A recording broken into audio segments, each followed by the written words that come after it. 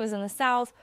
So I found this film festival in Paris to volunteer at. And then, anyway, long story short, I like kind of found myself again in this like little bohemian moment, like only a month and a half with some friends in Paris. Hmm. They were all very serious. You know, they were all like consultants and engineers and stuff like this, but they were just like, oh, they just had like this beautiful energy and like really passionate people that were all a little crazy in their own ways. But then so Patty was there at that time. But when I moved back to New York and had been doing other jobs, tried to work in film, wasn't getting that much work, and I didn't have like a really specific skill set. I just wasn't working out, but it may have been also because of like limiting beliefs or, um finding my way. I found the fashion job, which was like more stable at the time. But then again, I got just like lost and depressed. And so Patty, from while she was living in France, sent me these Les Brown, this like 80s motivational speaker, Hmm. all these YouTube videos. And they, I don't know, a lot of the things he talked about were like, write down the things that you loved as a child. Just simple Yeah. exercises.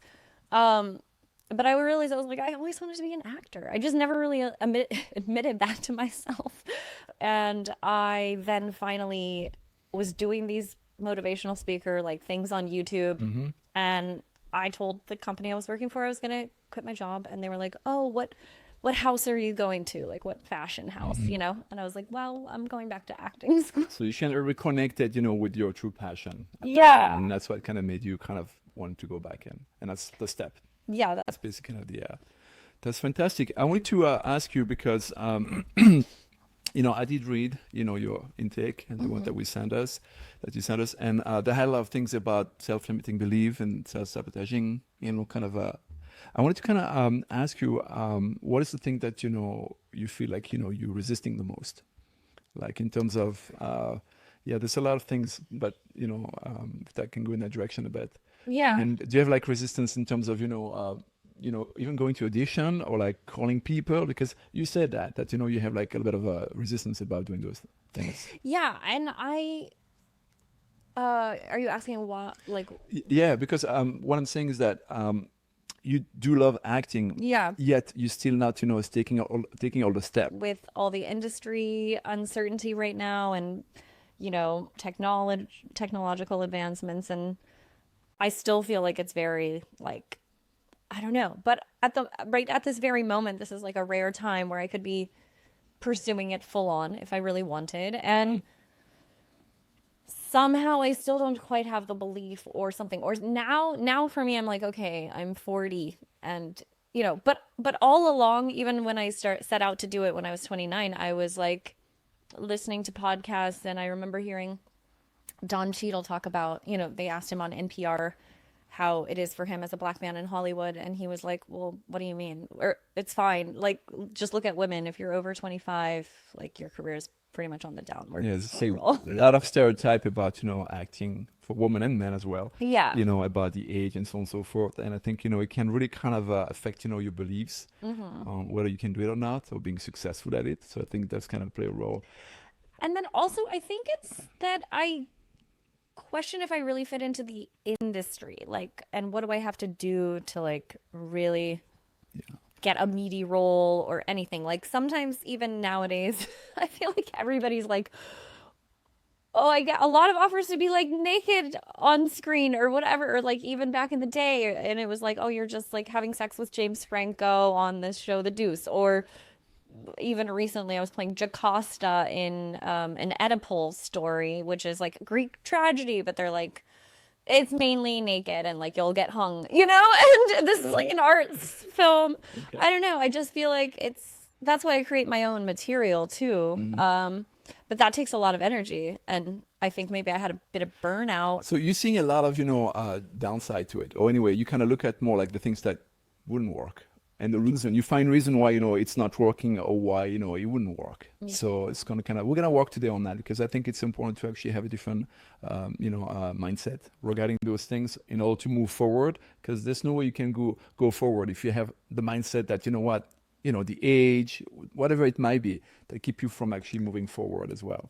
Yes. Because I think you can always think about the industry and and so on and so forth. But at the end of the day, if it's really what you want to do and it's your passion, there's a place for you there. You Yeah. know. Yeah. I'm gonna turn towards Christelle now. Just kind of after everything that Kay said, I wanted to kind of ask you if you kind of see a little bit of a blueprint in terms of HD human design. Yeah, I mean, one area that I tend to look at, especially when it comes to self-doubt and fears, are, well, number one is the splenic center. And so in human design, the splenic center is what revolves around intuition and instinct. And really, it's at the end of the day, it's rooted in specific survival fears, right? And so these specific fears that we see activated in your design, they can manifest in different ways that stop you from doing the things that you truly want to do, that maybe subconsciously make you doubt yourself, make you do things that are avoiding taking certain action steps or avoid going for the big opportunities that you know are available for you.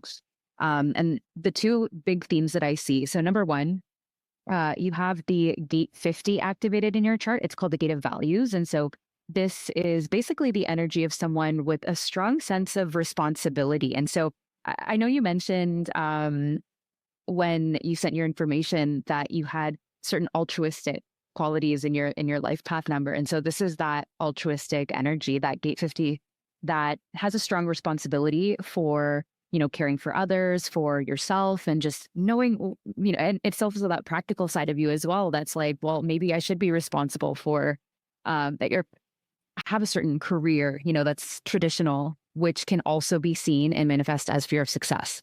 So there's that, unconscious fear that if I were to get this big role, or if I were to take on this big opportunity directing my own project or whatever that is, it's almost like, will I be able to meet that responsibility? Will I be able to fulfill that project? And, there's also a big, I also see high expectations for yourself as well. And so sometimes maybe that fear of not being able to meet your expectations in that way, or whoever else's, expectations that you feel you might be not to say that anyone's judging you or anyone's really watching you, but sometimes we feel that way, right? Especially since I see family and community is such a strong source of grounding. It's a strong source of fulfillment and satisfaction.